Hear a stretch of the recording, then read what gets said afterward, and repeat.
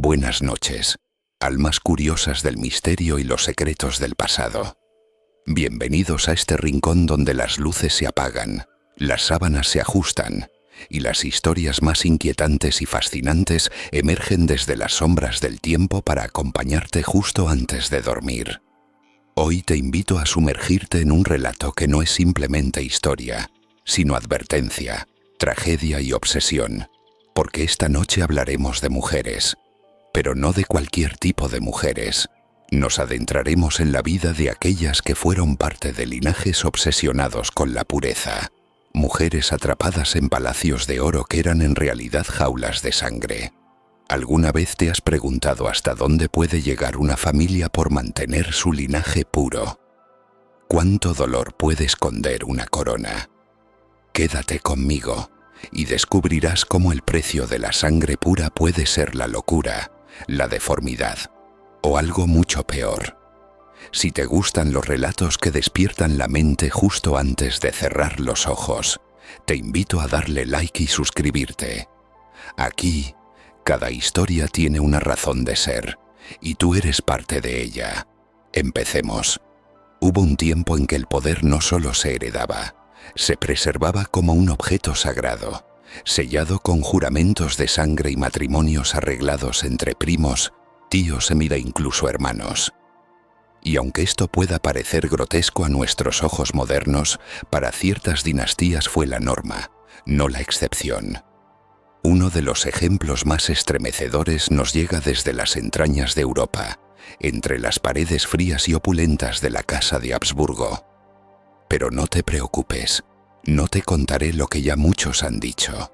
Hoy lo verás desde otra mirada, la de una joven llamada Margarita Teresa de Austria. La recordarás tal vez por el famoso cuadro de las Meninas de Velázquez, donde aparece como una inocente niña rubia rodeada de damas y bufones. Pero detrás de esa mirada dulce se escondía un destino sellado por siglos de decisiones egoístas. Margarita fue hija, sobrina, nieta y prometida, todo dentro del mismo árbol genealógico. Su sangre era tan azul que ya no circulaba con libertad. Desde su nacimiento se le dijo que era especial, elegida, sagrada. Pero en realidad fue una prisionera de una idea enferma, que la pureza del linaje real valía más que la salud, el amor o incluso la vida. Desde muy pequeña se le preparó para casarse con su propio tío materno, Leopoldo I, emperador del Sacro Imperio Romano Germánico. Sí, su tío. Desde el inicio la consigna fue clara: la sangre no debía mezclarse. Y así Margarita, quien había sido criada como un símbolo de belleza y refinamiento, terminó siendo parte de un ciclo de tragedia que marcó a todas las mujeres de su familia. Al crecer, su cuerpo comenzó a resentir lo que siglos de endogamia habían sembrado: problemas genéticos, una salud frágil y una mente cargada de tristeza. Se casó con Leopoldo siendo aún muy joven, y aunque las crónicas oficiales hablan de una unión feliz, los médicos de la corte sabían otra cosa. Margarita no podía concebir sin riesgos, y cada embarazo era una tortura anunciada. Pero lo más perturbador de esta historia es que no fue la única. En ese mismo periodo, otras mujeres de sangre real vivieron vidas igual de condenadas. Y es aquí donde la historia se vuelve aún más oscura, porque mantener la sangre pura no era solo una estrategia política, era una especie de fe, una superstición venenosa que convertía el amor en cálculo, la maternidad en sacrificio y la herencia en una maldición. Una maldición que se transmitía generación tras generación, como un eco que no quiere apagarse. Y es en este punto donde la historia de Margarita se conecta con otras mujeres, aún más olvidadas, pero no menos trágicas. Mujeres cuyas vidas no llegaron a los cuadros, ni a los libros de historia escolar, pero cuyas tragedias tejieron las mismas redes de sangre envenenada. Una de ellas fue Juana de Austria, hermana del rey Felipe II de España, y por tanto, tía de Margarita Teresa. Juana fue una figura silenciosa, una pieza fundamental en el ajedrez dinástico de los Habsburgo. Aunque fue educada con esmero, dominaba varios idiomas y tenía una inteligencia excepcional. Su destino no fue decidir, sino obedecer. Desde pequeña se le dijo que su vientre tenía una misión sagrada: mantener la línea real inalterada, como si el amor fuera un peligro y la pasión una amenaza. A los 16 años fue enviada a Portugal para casarse con su primo, el infante João Manuel. Apenas unos meses después, João cayó gravemente enfermo. Murió a los pocos meses de casados, dejando a Juana embarazada y viuda, con apenas 17 años. El niño que nació, Sebastián de Portugal, sería el último rey legítimo de su casa. Un niño enfermizo, solitario, criado sin madre, porque a Juana se le prohibió volver a Portugal, y obsesionado desde muy pequeño con la pureza de su linaje y el misticismo de su destino. El resultado, un monarca que llevó a su reino a una cruzada suicida en Marruecos, convencido de que Dios lo había elegido. Murió sin descendencia y con él terminó la dinastía. Juana, mientras tanto, volvió a España, sola, rota pero aún obediente. Murió enclaustrada, entre rezos y cartas llenas de culpa por no haber producido más herederos. Estas mujeres no eran simplemente peones en un tablero, eran las raíces mismas del poder, utilizadas como recipientes de un ideal enfermizo. ¿Y cuál era ese ideal? Que la sangre debía mantenerse dentro del círculo. No importaba si ese círculo se cerraba tanto que acababa asfixiando a quienes vivían dentro. Durante generaciones, los médicos de la corte se convirtieron en cómplices silenciosos. Sabían que los hijos de estos matrimonios consanguíneos nacían con mandíbulas deformes, epilepsia, infertilidad o incluso locura. Pero el silencio era mejor que la caída del linaje.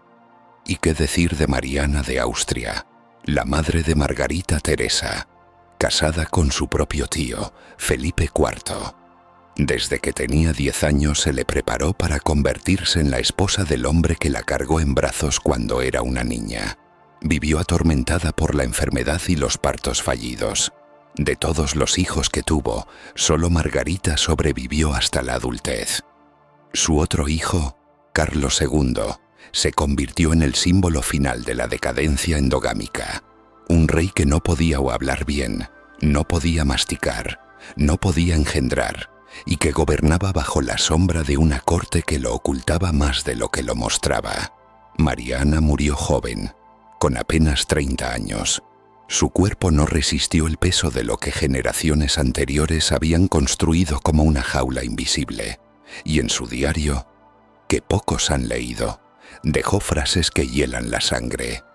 Mi alma pide descanso, pero no hay paz para los que llevan el deber en la sangre. ¿Te das cuenta? No hablamos de una maldición mágica ni de brujas lanzando conjuros. Hablamos de decisiones humanas, sostenidas durante siglos por el miedo, la ambición y la costumbre.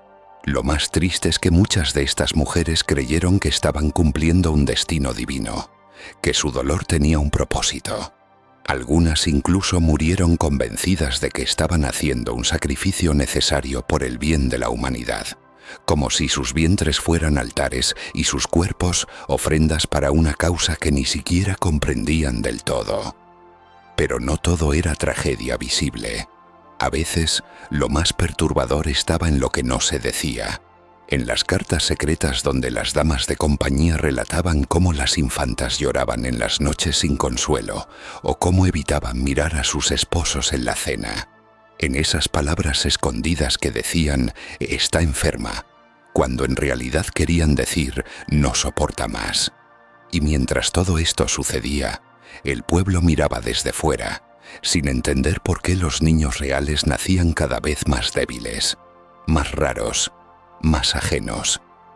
Se hablaba de castigos divinos, de maldiciones familiares, pero en el fondo, el problema no era divino, era humano. Y seguía repitiéndose, porque esta obsesión por la pureza, por la sangre sin mancha, no fue exclusiva de los Habsburgo ni de Europa. También cruzó océanos, traspasó culturas y se disfrazó de honor en dinastías asiáticas, faraónicas o tribales. Aunque con otros nombres, otras formas, el veneno era el mismo, y es justamente ahí donde nos lleva la siguiente historia, a un lugar tan sagrado como peligroso, donde la endogamia no era solo una estrategia política, sino una ley espiritual escrita por los dioses. Egipto. Allí, bajo el sol ardiente y las miradas eternas de esfinges y obeliscos, floreció una civilización tan avanzada como obsesionada con lo sagrado. En el antiguo Egipto, los faraones no eran simplemente reyes, eran dioses encarnados, y como tales, no podían mezclar su sangre con simples mortales. La solución: casarse entre hermanos, uno de los casos más conocidos, y al mismo tiempo más ignorados en sus detalles sombríos, es el de la famosa Cleopatra VII. Sí, la misma que ha sido romantizada en películas, libros y mitos. Pero lo que pocos recuerdan es que Cleopatra, antes de seducir a César o a Marco Antonio, fue obligada a casarse con sus dos hermanos menores en distintos momentos de su vida. Primero con Ptolomeo XIII, un niño con quien compartía sangre, cama y trono, aunque en la práctica el amor entre ellos no existía, solo la necesidad política de preservar la legitimidad divina. Este linaje, los Ptolomeos, de origen macedonio, había adoptado las costumbres egipcias al pie de la letra. Para ellos, la unión entre hermanos no era un tabú, era una garantía de divinidad. Al mantener la sangre pura, aseguraban que ningún otro linaje tuviera derecho a reclamar el poder. Pero la consecuencia fue terrible. A lo largo de las generaciones, esta práctica generó una sucesión de monarcas con comportamientos erráticos, enfermedades hereditarias y decisiones irracionales que pusieron en riesgo a todo el imperio. Uno de los más extremos fue Ptolomeo IV, un faraón que según los registros era violento, paranoico y profundamente supersticioso. Su matrimonio con su hermana Arsinoe III fue tan simbólico como disfuncional. Se decía que hablaba con los dioses como si fueran personas, y que su comportamiento errático era tan temido que sus propios sirvientes preferían morir antes que mirarlo a los ojos. No es casualidad que bajo su gobierno el reino comenzara a desmoronarse lenta pero inevitablemente. En cada dinastía donde se practicó la endogamia sistemática, ocurrió un fenómeno similar. A corto plazo, el poder parecía consolidarse, pero a largo plazo, ese poder se volvía frágil, enfermizo, autodestructivo. Y no es que no lo supieran. Algunos cronistas antiguos, escribas, monjes, sacerdotes, dejaron advertencias veladas. En un papiro hallado en el Valle de los Reyes se lee: «No se dobla la rama sobre la rama, porque el árbol se marchita por dentro». Una metáfora clara, potente y trágicamente ignorada. Pero lo más escalofriante es que, aún con todas estas señales, la costumbre persistía. Porque el miedo al otro era más fuerte que la razón. Porque mezclar sangre era para ellos abrir la puerta al caos. El amor no era libre, era transacción. La mujer no era compañera, era contenedor. Y la descendencia no era vida, era continuidad. Y no hablemos solo de reyes y faraones. Hubo momentos en que pueblos enteros se construyeron sobre esta lógica venenosa. En ciertas castas hindúes, durante siglos, las niñas eran casadas desde los 5 o 6 años con sus primos segundos o tíos, en un intento por mantener la castidad del linaje, y si alguna osaba amar fuera del clan, la deshonra era tan grande que se justificaba la muerte. Amor, solo si tenía el apellido correcto. ¿Y por qué las mujeres, siempre ellas, eran el eje de estas prácticas? Porque el control sobre su cuerpo equivalía al control sobre la herencia. La mujer no podía elegir, porque elegir era mezclar, y mezclar era impensable. Hubo una fábula antigua, contada entre los bardos persas, que decía así: un león se enamoró de una gacela, pero al unirse sus crías no heredaron la velocidad ni la fuerza. Murieron al nacer, indefensos. Entonces el león decidió solo amar a leonas. Y fue de entonces cuando descubrió que el amor no siempre nace donde manda el linaje. Moraleja: a veces lo natural no es lo lógico, y lo sagrado puede ser también lo insano. ¿Y si te dijera que esta obsesión por la pureza no ha muerto del todo? Que en ciertos rincones del mundo moderno aún se valora la sangre más que el alma, el apellido más que la verdad. Pero antes de hablar del presente, queda aún una última historia por contar. Una que sucedió no entre reyes ni faraones, sino en un pueblo pequeño, oculto entre montañas, donde la pureza del linaje se convirtió en el más oscuro secreto familiar. Un secreto que sobrevivió a generaciones, camuflado entre rezos, silencios y árboles genealógicos cuidadosamente editados. En lo profundo de los Cárpatos, donde la niebla baja como un velo sobre los tejados y los relojes parecen marcar otro ritmo, existe una aldea que no aparece en los mapas. Allí, las familias eran pocas, pero sus apellidos eran aún menos. Durante más de 200 años, los matrimonios se acordaban entre primos, entre hijos de primos, entre nietos de los mismos 4 abuelos. Todo bajo la idea de proteger la herencia de la tierra, una riqueza simbólica que, según los ancianos, no debía dividirse jamás. La historia comienza con una mujer llamada Ilona. Su belleza era tan inquietante como su soledad. De cabellos tan negros como el cielo sin luna y ojos del color del musgo húmedo, era considerada un tesoro de sangre limpia.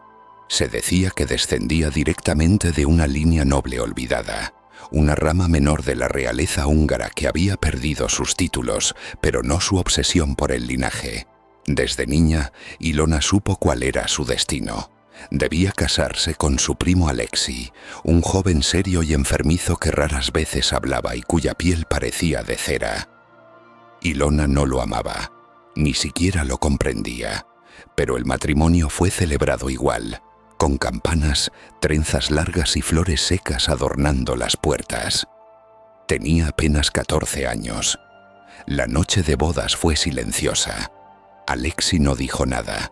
Ilona lloró sin emitir sonido. Al amanecer su abuela le susurró al oído: lo importante no es que lo ames, sino que su sangre siga en tus hijos. Así se selló su destino. Con los años, Ilona tuvo 3 hijos. Uno nació ciego, otro no llegó a ver y hablar jamás. El tercero, András, parecía normal, incluso brillante, pero a los 12 años comenzó a escuchar voces. Decía que un ancestro suyo, un conde del siglo XV, le hablaba desde los retratos, que le pedía mantener la sangre pura, aunque doliera. András terminó encerrado en un cuarto sin ventanas, alimentado por detrás de una puerta cerrada. Nadie hablaba de él. Era la prueba viviente de un pecado repetido, el precio de la pureza. La gente del pueblo decía que era mejor pensar que estaba poseído que aceptar la verdad. Pero Ilona, en su dolor callado, comenzó a escribir. Llenó 3 cuadernos con historias de su familia, con confesiones, con dudas. En una de sus páginas escribió: nos enseñaron que era virtud no mezclar, pero lo que realmente hacíamos era esconder. Esconder enfermedades, esconder secretos, esconder a los que nacían diferentes. La sangre pura, si se encierra, se pudre. Estos cuadernos fueron encontrados décadas después, cuando un descendiente suyo, ya en el siglo XXI, volvió al pueblo buscando sus raíces. Era un genetista. Lo que descubrió lo dejó helado. La aldea tenía uno de los índices más altos de enfermedades raras hereditarias en toda Europa del Este: sordera congénita, distrofia muscular, trastornos neurodegenerativos. Todo encubierto bajo la excusa de una tradición honorable.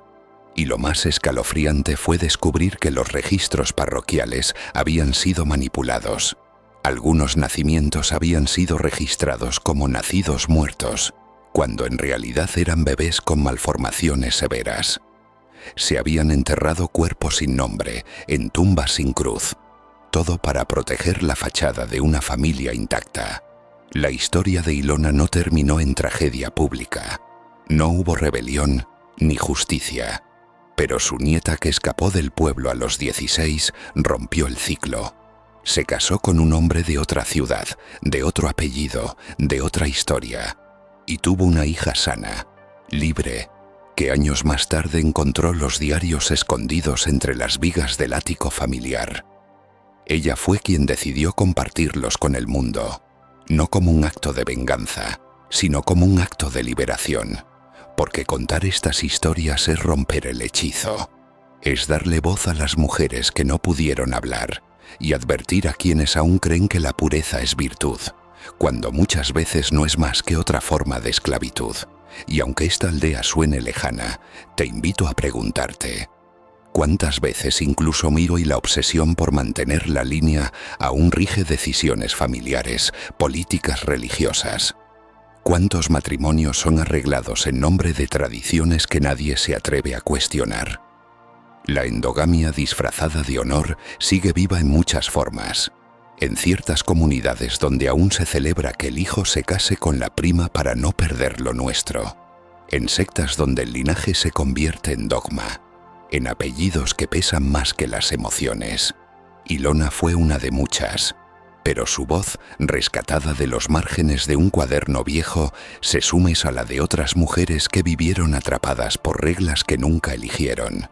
Y sin embargo, aún queda una historia más, una que ocurrió en una época más cercana a la nuestra, una donde la endogamia no fue impuesta por reyes o clanes, sino elegida conscientemente, por amor, por miedo o por la desesperada creencia de que el mundo no entendería.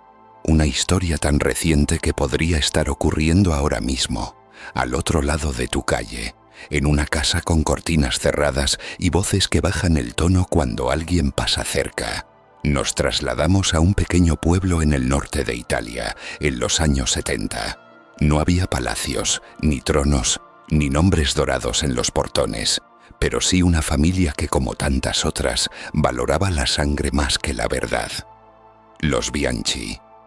Una familia que había vivido durante generaciones en la misma colina, rodeada de viñedos, orgullosa de su estirpe, de su sangre limpia, como le gustaba repetir al abuelo Ernesto mientras bebía su copa de vino después del almuerzo. En esta familia nacieron dos hermanos, Lorenzo y Giuliana. Desde pequeños fueron inseparables. Jugaban entre las parras, aprendían latín con el cura del pueblo y dormían en habitaciones separadas solo por una pared de madera. Al llegar la adolescencia, el cariño se volvió más íntimo, más incómodo, pero en la familia nadie hablaba, solo miraban de reojo y callaban. Cuando Lorenzo cumplió 19, la abuela lo tomó del brazo y le dijo: «Tu hermana es la única que entiende lo que somos. No busques fuera lo que ya tienes en casa». Fue entonces cuando el silencio se volvió costumbre y el amor una carga. A escondidas, Lorenzo y Giuliana comenzaron a vivir una historia prohibida, no por deseo incestuoso, sino por la sensación torcida de que era su única opción. No podían amar más y nadie más sin traicionar el legado. Nadie fuera del apellido podría comprender su historia, su origen, su deber. Cuando Giuliana quedó embarazada, la familia no se escandalizó. Al contrario, se organizó rápidamente para cubrirlo todo. Se dijo que ella había sido seducida por un turista que desapareció. Nadie preguntó más. El niño nació con una ligera malformación en el pie, pero lo consideraron un detalle. Años después, ese niño, a quien llamaron Pietro, comenzó a hacer preguntas. Sentía que algo no encajaba, que la manera en que su madre lo miraba no era solo de madre, que su padre no lo trataba como tío, pero tampoco como padre. A los 15 años encontró una vieja carta escondida en el desván. En ella Lorenzo le escribía a Giuliana: «Sé que el mundo nos odiaría si supiera, pero prefiero vivir un amor prohibido que morir sin haber amado a alguien que me entienda completamente». Pietro, al leer eso, entendió que no era hijo de un pecado, sino de una cadena tejida con ideas que parecían románticas, pero que en realidad estaban marcadas por el aislamiento, el miedo y la falsa idea de que nadie más los aceptaría. Lo más doloroso fue que sus padres no eran monstruos, no eran fríos, ni crueles. Se querían, pero su historia estaba construida sobre un molde podrido, y como todo lo que nace de una base enferma, terminó resquebrajándose. Pietro decidió marcharse, estudió psicología, y desde entonces ha dado charlas por todo el mundo sobre cómo el trauma puede disfrazarse de tradición, cómo el miedo a perder quiénes somos nos lleva a decisiones que destruyen precisamente eso, lo que somos. Porque al final, ¿qué es un linaje sino un río que fluye? ¿Y qué sucede cuando ese río se encierra en un círculo? Se estanca, se pudre, se transforma en un pantano del que no se puede salir.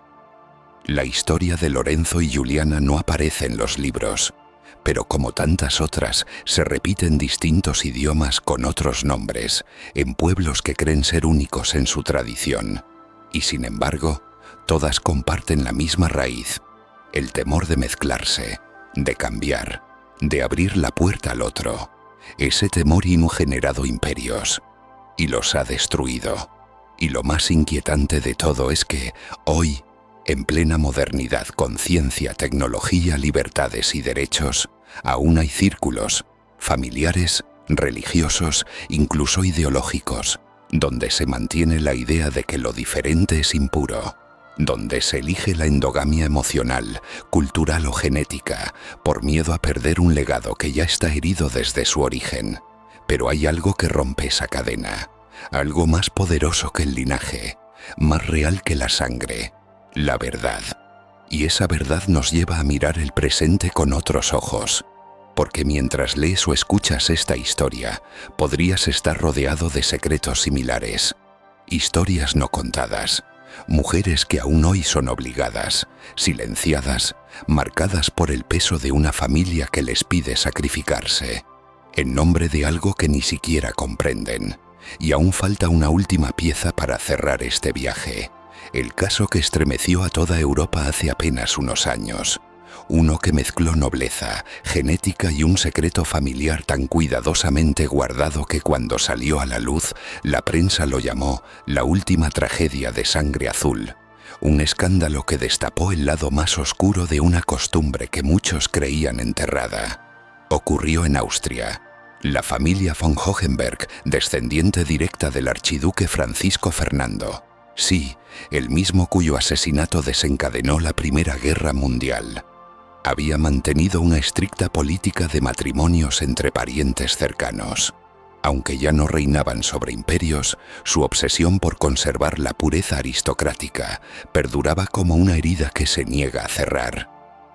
En 2016, uno de sus miembros más jóvenes, Leopold, comenzó a investigar un trastorno genético que había afectado a varios de sus primos. Una enfermedad rara, degenerativa, de la que no se hablaba en voz alta. Su investigación lo llevó a descubrir algo devastador.